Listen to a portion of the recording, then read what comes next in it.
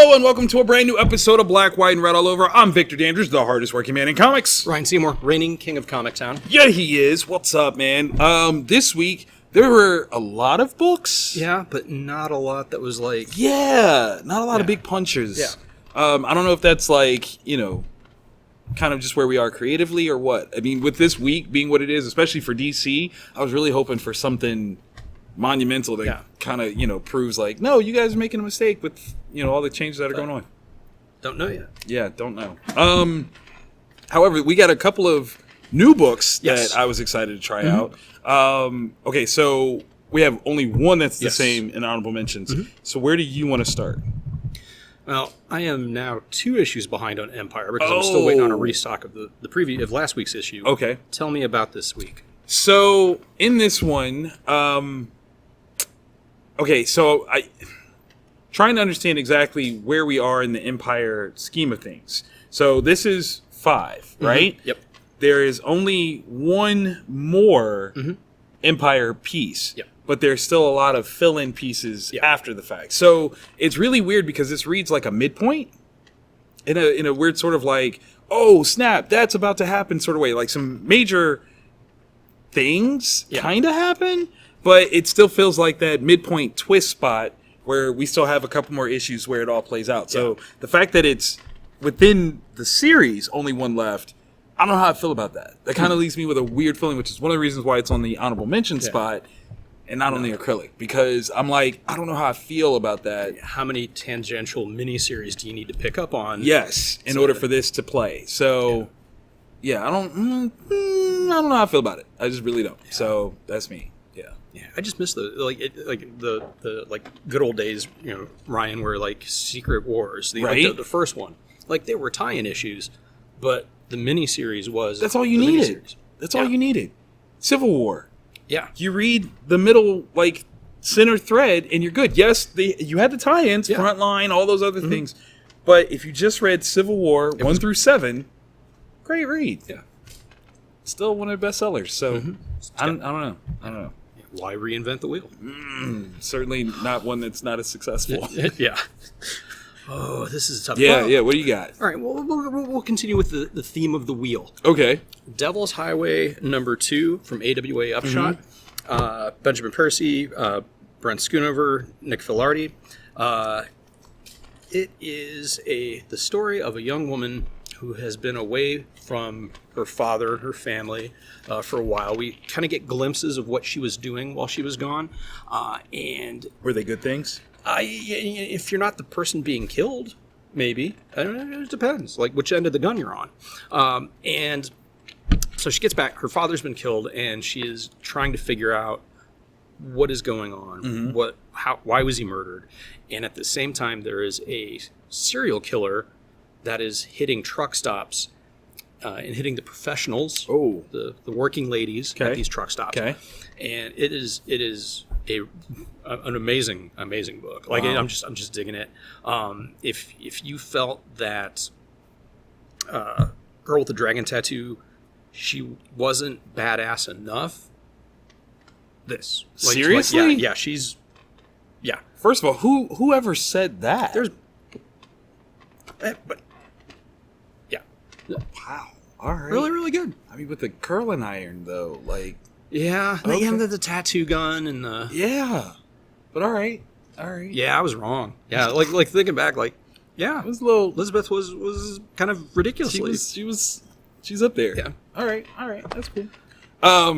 Speaking of hardcore badass ladies, Big Girls #1. Jason Howard. Okay. This is an issue that I grabbed because I was like, Jason Howard, Super Dinosaur. Yeah, I trust this guy. Let me see what we got. I had no idea what this book was about. Because the title only kind of gives it away. Only kind of.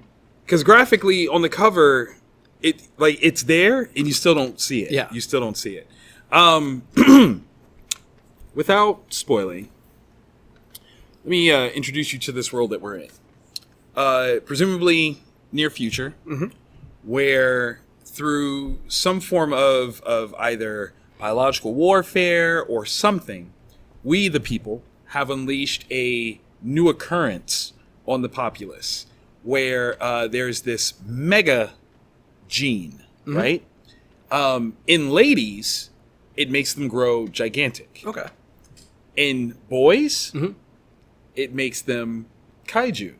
Oh. And they are wild and dangerous. And we're introduced to this place called the Reserve that is supposed to be kept free of any boy kaiju beings. And it's guarded by like a team of big girls. Yeah. It's freaking awesome. Nice. It is. This is the anime that I've never seen, and somebody's always talked about it, and that's how cool this is. Oh, like, awesome. That's the level of amazing this thing is. Yeah. It's brutal. It's hardcore. I do have questions though, like on a production side. Okay, so clearly, image. Yes. Right.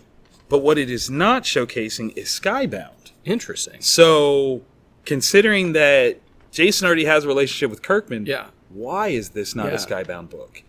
I mean, I don't necessarily want to, poke the bear of conspiracy, but at the same time, I'm like, that's kind of weird. Like, when you have a specific relationship with one of the partners, you would think, especially when he kind of ribs him in the back, where he's like, yeah, I did a book with this guy. I wonder whatever happened to him. And I'm like, is that a thing? Is that a thing? I don't know. So, but it was a good book, though. Yeah. Oh, it was a good book. Great art. He did everything. So, like, the only thing he doesn't nice. do is the lettering. And it's cool. Bad reception type thing going on. Very much so. And Nice. Muy bueno. Yes. Yes. Tell us about the Osiris Path. The Osiris Path. Number 3, Behemoth Comics. And I also want to go on record for the second time saying that I'm extremely angry about the fact that someone has used the term Osiris Path, because I now can't use that for my doom metal album. Whoa, why not? Who said? There's lots of things that are named the same. That's true. Think about it. That's true. I was As wrong long as about, they don't trademark, you should be good. And I was wrong about Lisbeth, so That's all I'm saying. That's all I'm saying. All right. Bunch of people on the writing team. Christian Moran, Corey Coleman, Brockton McKinney, created by Christian. Interior art and color by Walt Varna. This is sci-fi, and I really, really dig it. It takes the ancient aliens trope of, like, there were people or some beings on Mars before we got there. They were on Moon, Jupiter, all this kind of thing. Right. And it ties it into Egyptian mythology. And there are 2 factions that are trying to find, like, the full truth, all the information, all the technology. And one is like a death cult, and one is not. But I don't know that they're a good guy. Like it's just we're following the one that isn't the death cult. Right. And so the assumption is, These must be the good guys. yeah. I don't know yet. But really, really cool. If you're looking for that kind of vibe, definitely pick this up. It really, Behemoth is putting out some good stuff. They really are. Like, challenging the norms. Oh. What? Yeah. Oh, And is there a preview? Well, there's an ad. I wish there was a preview. There's an ad in the back. This one I ordered super, super huge on. Okay, good. It just looks awesome. What is that? A girl walks home alone at night, coming in November.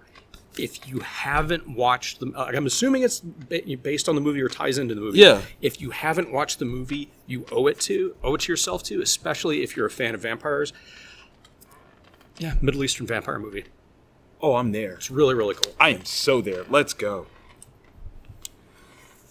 The Red Mother, issue 7, Boom Studios, Jeremy Hahn, Danny Luckert. So here's the thing. I picked this one up because I like the cover a lot. Oh, yeah, it's beautiful. But this isn't a series that I read regularly. But I found myself easily slipping into the characters. Like, this is really well done. It breathes. It's got a great flow to it. The characterizations are on point. Like, this is a slow burn title because it's taking the time to build everybody. Yeah. That's awesome. Yeah, the color choices are amazing. Yeah. And just it builds to that. There's that monster. There's something in the background, and it's trying to get through. And those color choices that, like, give you those brief moments of, like, where that veil is being pierced.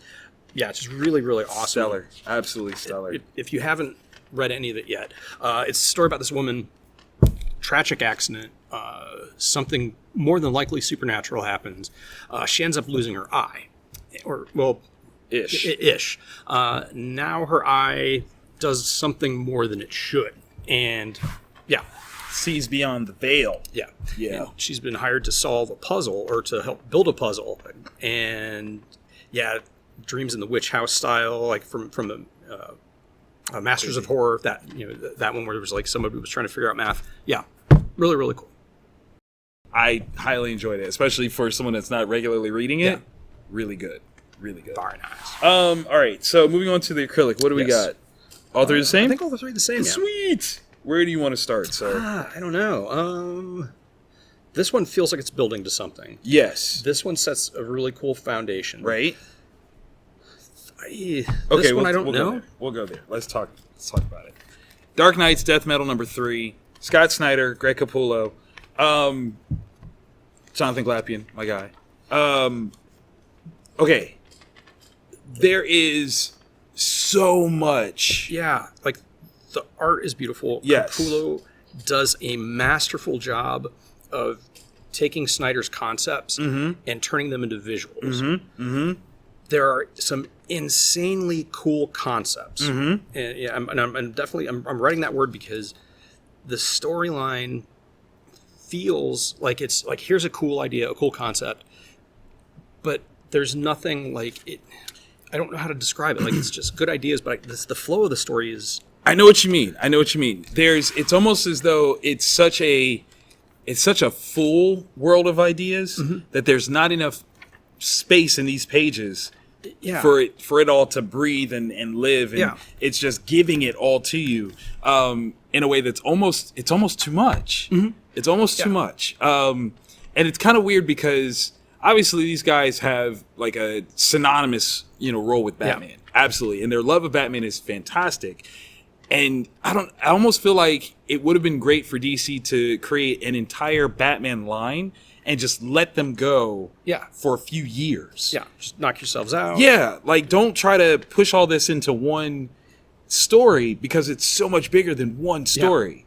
Yeah. And yeah, I guess that's kind of my thought on it. No, it is. I mean, you're 100% right, because each one of these new twists on a character, or the different backstory going on with like the different Batman, each of those is their own miniseries, right? Not 3 panels and then move on, right? And that's what frustrates me, is that there's these really awesome moments and versions of people and actions, and it just kind of gets lost in the mix of it. Yeah. Okay, so let me ask you this: in Dark Knight's Metal, how many issues was that total?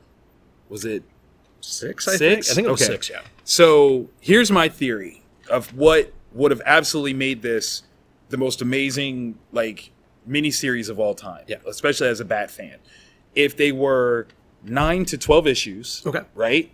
On par with, we'll say, Dark Knight 3 or Watchmen. Yeah.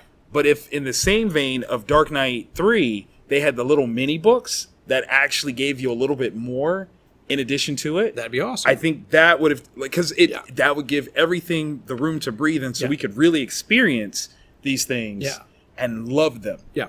Because a two trade paperback set for a Mr. Miracle, right? Vision, like those.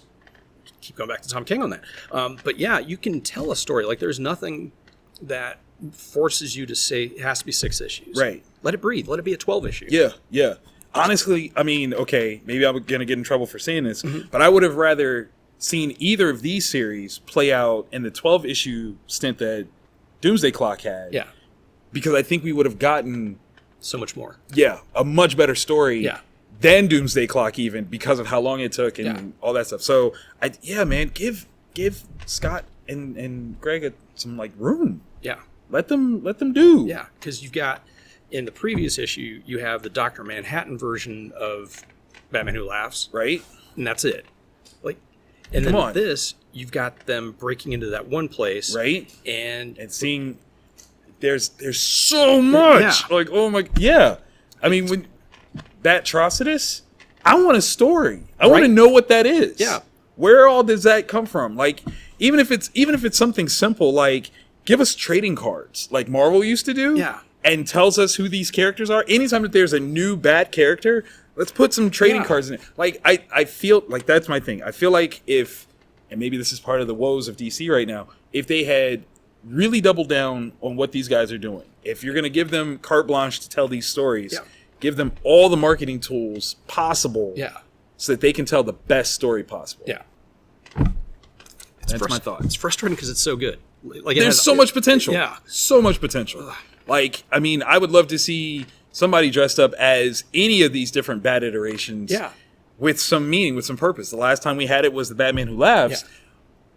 But that actually had time and it built up. And I digress. Okay, so going from there, where do you want to go? I don't know. How about 7 Secrets? Let's do it. This is fun. 7 Secrets from Boom Studios. Tom Taylor, Danielle Di Nicuolo, and Walter Biamonte on colors. First of all, it said Tom Taylor. I was picking it up. Yeah, I was picking it up. It's such a cool change of pace from Deceased, where like Deceased is just this nihilistic hell realm, right? That you're drawn to because you're like, why? Yeah, like watching butterflies and a bug zapper. Yes. Whereas this is this super cool summer blockbuster action movie, and it's fun. Tom's got layers. He does, man. His skill at world building, because literally we're coming into this thing blind. Yes. And it's a complex universe that you have to understand certain things in order just to move forward. So his ability to set that up and then actually get the ball rolling on the story, that's pretty cool. Especially considering that, for the most part, it seems that the characters that we are introduced here are not the main character. Like, we're getting a narration from the main character who does not appear here at all. So I feel like that's a very cool storytelling trope that he wields masterfully. Yeah. Like, really, really well. Yeah, and the art is really gorgeous. It's almost got like an anime sort of vibe to it. Like was it Bengal that does wow, I'm having a brain dead day. Rick Remender. Yeah. What is that? Ride or Die? Death or Glory. Death or Glory. There we go. So it's got that kind of vibe to it. Right. And it's just everything works. It's funny that you say that. For me, it reminds me more of some of the recent art for Power Rangers, as well as Once in Future. Yeah. Okay, I can see that. But I mean, still, the vibe is very accessible, very cool. I like the characters. We already experienced some loss with the character. Like, that's really dope. Like, it does everything that you need a story to do, because you're actually already low-key picking favorites. Yeah. And you don't even know exactly what the story is. Yeah. But it's pretty cool. I like that one. Definitely up there. And Boom this week was just like, we're going to crowd everybody out with good stuff. Because we also have hitting the acrylics from Boom Studios, James City IV, Werther de la Dera, Miguel Muerto. Something is Killing the Children, number 9.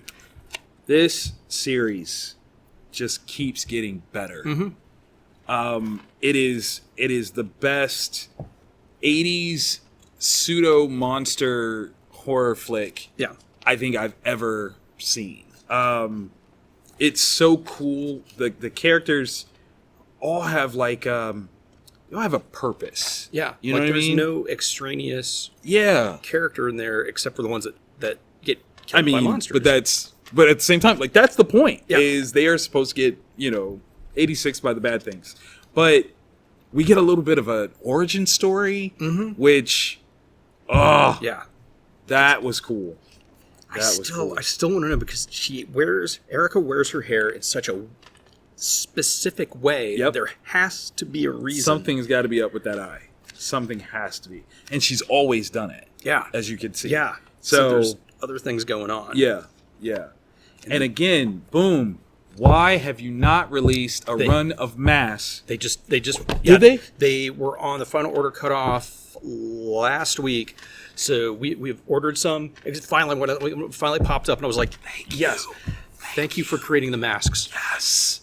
These are so awesome. Yeah. So awesome. I would wear this to the grocery store. I would probably wear it to the bathroom, just because. It's going to make someone. Well, I mean, if there were conventions this year, like actual physical ones, someone could totally cosplay. Easily. And that's that next step. Yes. Yeah, man. This issue was really fun because it seems like things are building. Yes. And again, when you're in part 9 of a series, right? Yeah. So we're in the second arc. It's building to what is the inevitable crescendo that presumably is coming in the next issue. Yeah. Because they seem to be doing 5-issue arcs here. So it's building perfectly.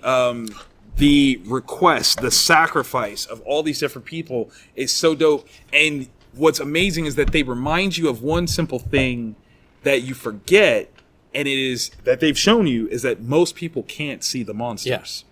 And you totally forget that until. And when you see it, you're like, oh, what do you do? What do you do? You get killed. Like, probably. I mean, that's my best guess. I mean, yeah, because somebody's going to die. Like, either it's who the assumption is or the people that can't see, because it can still get them. Yeah. Like, that's so freaking cool. Yeah. Man, I love this series. I know. It's just so brilliant in the characters, the art. It fires in every way possible. Yes. In the right way. Yes. Yeah. 100%. Are killing it. Yeah. Like children. Shout out to... That's so terrible. Shout out to Boom for really stepping up, man. Yeah, this was a good week for them. Really good week for them. Okay. Industry talk. Obviously, the big switcheroos at DC. Yeah. If that were to change, where DC's position drops, who do you think is the next big powerhouse to come in? I mean, most people conventionally will say, like, Image is definitely next up. Yeah. But I think companies like Boom, IDW are positioning themselves as contenders with licensing projects that they might. Oh God, that's a toughie. Because Boom, I can agree with. Right. I would think Aftershock should be in that conversation. I agree with that. Because they're doing both Boom and Aftershock are doing programs to try to help retailers, find how many books we can actually sell of theirs. I don't know. That's a toughie because that coveted number 2 spot. Right. Like, that's when you wear the number 2 headband. Like, that's a thing. I wonder if, through partnerships with Marvel, if IDW would get kind of like the call up, as I'm using wrestling parlance, because they have like a pseudo partnership. Would that be a thing? And what if heaven forbid though, if DC were to have to shutter doors, would IDW pick up DC stuff as a license? Maybe I could see him doing it. I could too, especially if they go more kid friendly. Yeah. I mean, I'm just throwing it out there. This is just me projecting possibles. I know nothing. But, man, the industry is changing. Yeah. I'm always looking for the positive in it, though. Yeah. Like, brighter tomorrow. It's on the horizon. Yeah. It's coming. Thank you guys for joining us this week. If you like this episode, by all means, click the like button, because we need that thumbs up. Comment. Tell us things that you like, things that you didn't like. We can get better. We listen. We talk to you. We're very attentive. You know, we're very comforting lovers in that way. It's very true. Don't look at us like that, Jeremy. It's true. I'll send you the video. Yeah. And if you want to get more videos, not necessarily like he was talking about, because YouTube won't let us, but hit the subscribe button, notification bell. Ding. Every week, we're dropping in your DMs, baby. That sounds so dirty. It really does. We're talking about my videos again. Drop those in your DMs, I guess. If you join our Patreon, we might. That's coming back, by the way. Patreon's coming back. Oh, my God. Working out things to create it, to give more to our Patreon members, more interactivity, more cool promos. Yes. So, there's about to be a lot of stuff that we drop on you guys. You are going to want to be a part of the Black, White, and Red All Over Army, okay? I'm letting y'all know. 'Cause I want to join up. I'm already a member, and I still want to join. Just letting you know. I was kicked out. It's because of the videos. It's all stupid videos. Hate college.